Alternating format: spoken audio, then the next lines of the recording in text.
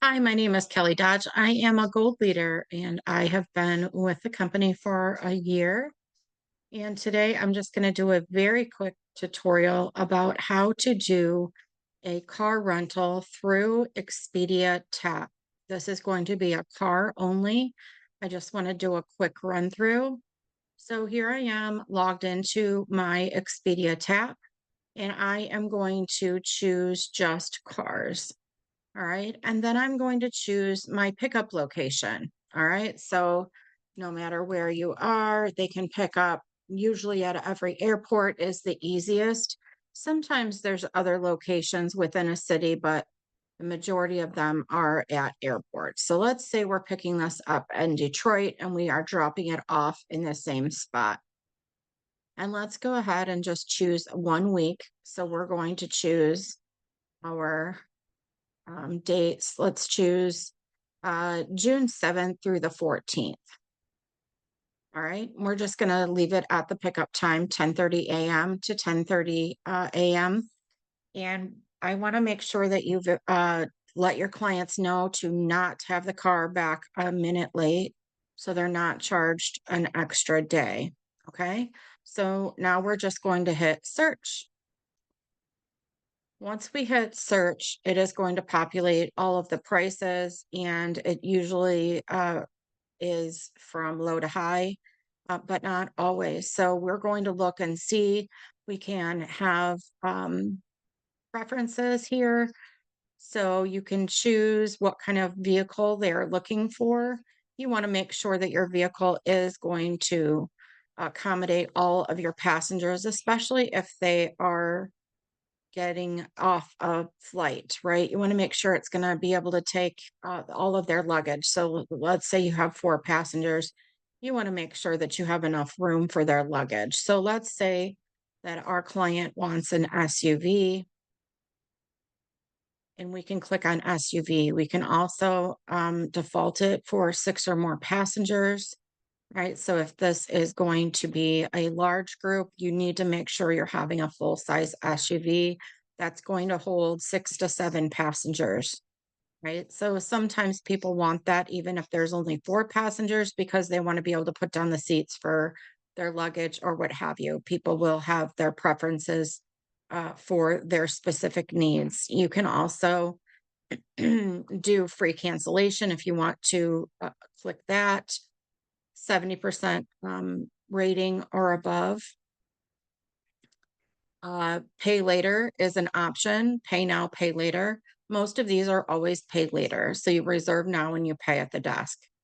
And so you can also choose which car rental company you would like to look at. If they are adamant that they don't want budget rent a car, for example, then you can make sure you don't get that and a free shuttle sometimes over to the lot where they're at. This is going to be for like airports.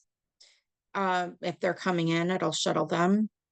So you can also pick automatic, unlimited mileage, and 4-wheel drive or all-wheel drive if you're looking for that specifically. Maybe they're going to Iceland and they really want a 4-wheel drive vehicle, although I have a different vendor that I use for Iceland. But so we're going to just choose what we want to do. Do we want to use Avis? Do we want to just check by price and go with whatever is the cheapest? That is going to be a question that you can ask your clients. Do you have a preference? Do you want me to go with the cheapest? Like, are there any specifications? Because the last thing you want to do is work up a quote and then find out they won't do a certain company because they've had a bad experience with them, right? And so I would ask that. So let's just say that you found all that out, and I'm just going to click reserve for this. Now here's where you're going to find out whether or not it's going to be pay now or pay at pickup, which it's usually always pay at pickup. So there is free cancellation, so that's great. They don't pay until they get to the airport to pick up their car, and this price does include taxes and fees. So this is going to be out the door for taxes and fees. So then the only thing that you would do is verify what it is that you're getting, verify your location. This is going to shuttle you to the counter in the car, so the or from the count, yeah, to the counter and car. And of course, drivers need to be 25 or older, or they are going to pay an extra fee. You can also add on booster seats, car seats, all kinds of things, handheld navigation systems, Wi-Fi access, etc. And roadside assistance. But I believe that if you have that on your home insurance or your car insurance, you can use that in any car that you are in. And it's also going to cover your insurance. So make sure your clients are informed that when they go to the ticket counter, that they are going to make sure to decline the added insurance, which is going to add quite a bit. So if they're have insurance coverage for rental cars in any form, it could be through their credit card, it could be through their car insurance, it could be through their vacation, their trip protection, right? So a lot of trip protection is going to cover any damages to a rental car. So they aren't going to need that extra insurance. So make sure that they check that so that they know without a doubt to decline that. There's going to be a lot of extra fees. Also, just to tell you, make sure that they return it in relatively clean condition and with a full tank because you don't want to risk them getting extra fees.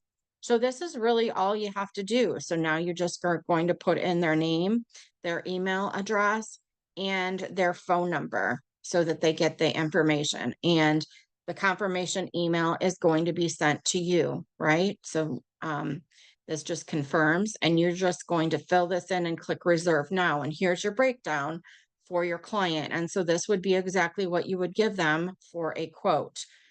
You would be able to quote them.